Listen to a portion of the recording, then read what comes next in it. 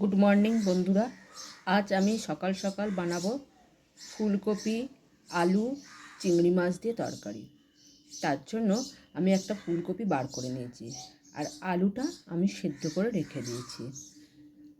এরপর আমি চিংড়ি মাছগুলো ছাড়িয়ে রেখেছি, সেইগুলো ধোবো নুন হলুদ মাখিয়ে। তারপরে তোমরা সব দেখতে থাকো, তোমাদের কেমন লাগে অবশ্যই আমাকে কমেন্ট করে জানাবেন। আলু ফুলকপিগুলো আমার কাটা হয়ে গেছে। এবার আমি করব পেঁয়াজটাকে কাটবো, আর আদা রসুন আর পেঁয়াজ, অল্প একটু পেঁয়াজ তার সাথে আমি বেটে নেব। পেঁয়াজ আদা রসুন এগুলোকে সব আমি কুচিয়ে নিয়েছি। এবার পেঁয়াজ আদা রসুন একটুখানি বাটবো আর তার সাথে একটু কুচনো পেঁয়াজ রেখে দেবো। পেঁয়াজ আদা রসুনটাকে আমি বেটে নিয়েছি। এই যে পেঁয়াজ আদা রসুন শিলনোড়াতেই বেটে নিয়েছি, এটা বাটা রইল। এরপরে আমি রান্নাটা শুরু করব। চিংড়ি মাছটাকে নুন হলুদ দিয়ে দিয়েছি। এই চিংড়ি মাছটাকে নুন হলুদ দিয়ে মাখিয়ে রেখে দেবো।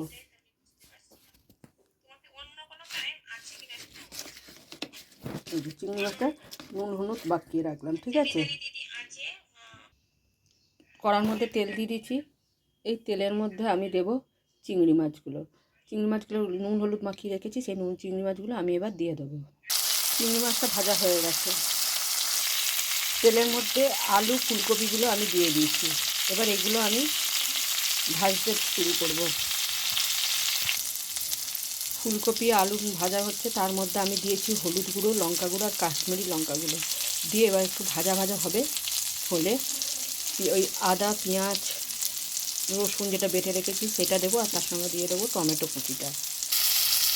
আমি এই আলু ফুলকপি ভাজার মধ্যে এবার দিয়ে দিয়েছি একটা টমেটো কুচিয়ে, আর দিয়েছি পেঁয়াজ রসুন আর আদা যেটা বেটে রেখেছি সেই বাটাটা আমি এর মধ্যে দিয়ে দিলাম। দেখো আলু ফুলকপিটা মোটামুটি কষা হয়ে গেছে। এরপরে এর মধ্যে দিয়ে দেবো চিংড়ি মাছগুলো। এই চিংড়ি মাছগুলো আমি দিয়ে দিলাম।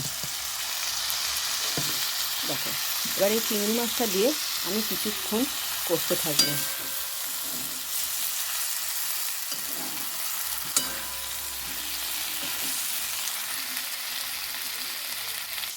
দেখো আলু ফুলকপি চিংড়ি মাছটা কষা হয়ে গেছে।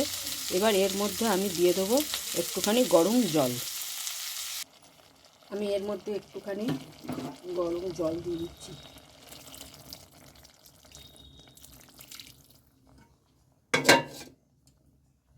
গরম জল দিয়ে দিচ্ছি।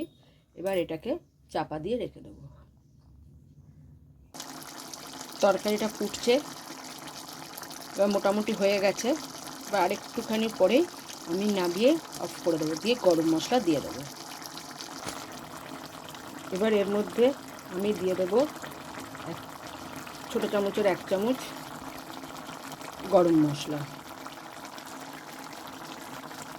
ওই যে ছোটো চামচের 1 চামচ দিয়ে দিচ্ছি গরম মশলা। আমার তরকারিটা মোটামুটি হয়ে গেছে।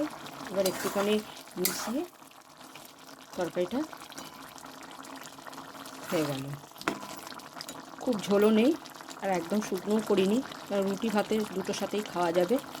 তা বন্ধুরা, তোমাদের কেমন লাগলো তোমরা অবশ্যই আমাকে কমেন্ট করে জানিও।